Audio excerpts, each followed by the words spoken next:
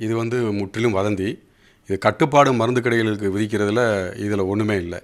ஏன்னா அங்கே நடந்த சம்பவம் வந்து மெத்தனால் அப்படிங்கிற ஒரு கெமிக்கலை வந்து அந்த அப்பாவி மக்களுக்கு வந்து கன்சியூம் பண்ணியிருக்காங்க. அதுக்கு என்ன மெத்தனால் வந்து என்னன்னு கேட்டிங்கன்னா ரொம்ப எளிதில் கிடைக்கக்கூடிய ஒரு கெமிக்கல் ப்ராசஸ்.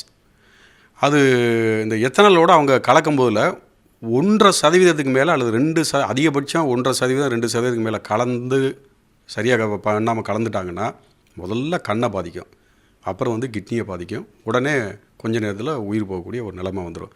அதுதான் அந்த மெத்தனால் அப்படிங்கிற கெமிக்கலோட வேலை.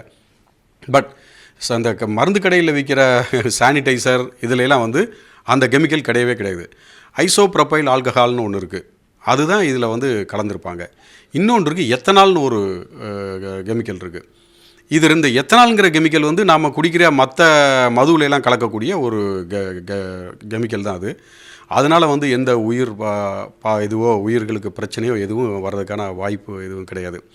அதே சமயம் இந்த கடைகளில் நீங்கள் இன்றைக்கி பேட்டியிலலாம் பார்த்தேன், சர்ஜிக்கல் ஸ்பிரிட்டெல்லாம் வந்து எத்தனால் அதை வந்து குடிக்க முடியாத அளவுக்கு அதை வந்து ஒரு ப்ராசஸ், அதை ஒரு கெமிக்கல் பண்ணியிருப்பாங்க. அதனால் அதை குடிக்கும்போது ஸ்மெல் வரும், அதெல்லாம் பண்ணவே முடியாது. அதனால் இதுக்கும் மருந்து கடைகளில் விற்கிற கெமிக்கல்களுக்கு எந்த சம்மந்தமும் கிடையாது. இது முழுக்க ஆய்வுக்கு பிறகு இது பொதுமக்களுக்கு இதனால் எந்த பக்க விளைவும் இல்லைன்னு சொன்ன பிறகு தான் இந்த கெமிக்கல்லாம் ஹேண்ட் சானிடைசரில் ஆட் பண்ணுறாங்க.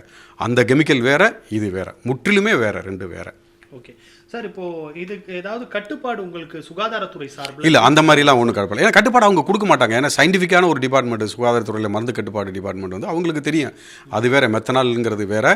மருந்துகளுக்கு உபயோகப்படுத்துகிற பொருள் அப்படிங்கிறது ஐசோப்ரோபைல் அப்படிங்கிறதும் ஆல்கஹால் அப்படிங்கிறதும் எத்தனால் அப்படிங்கிறது தான் இதுக்கு உபயோகப்படுத்துவாங்க. அதுக்கு மிகப்பெரிய வித்தியாசம் இருக்குது. இதை வந்து நீங்கள் கன்சியூம் பண்ணலாம், ஒரு சில இடங்களில் வந்து கன்சியூம் பண்ணலாம்.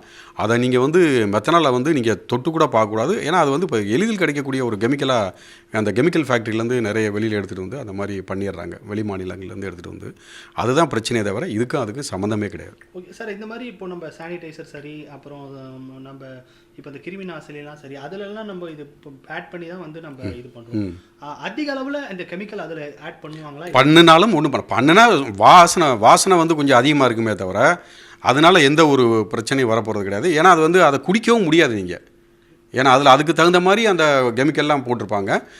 இதுக்கு சம்மந்தமே கிடையாது. ஓகே, மேனுஃபேக்சரிங்லேருந்து மருந்து உற்பத்தியாளர் மூலிமா இந்த தகவல் வந்து கொடுத்துருக்காங்க. இல்லை, அது தவறான தகவல்.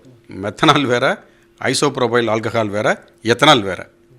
நீங்கள் வந்து உங்களுக்கு சானிடைசரில் மற்ற அழகு சாதன பொருட்கள் எல்லாம் பயன்படுத்தக்கூடிய பொருள் வந்து ஐசோப்ரோபைல் ஆல்கஹால் அல்லது எத்தனால்.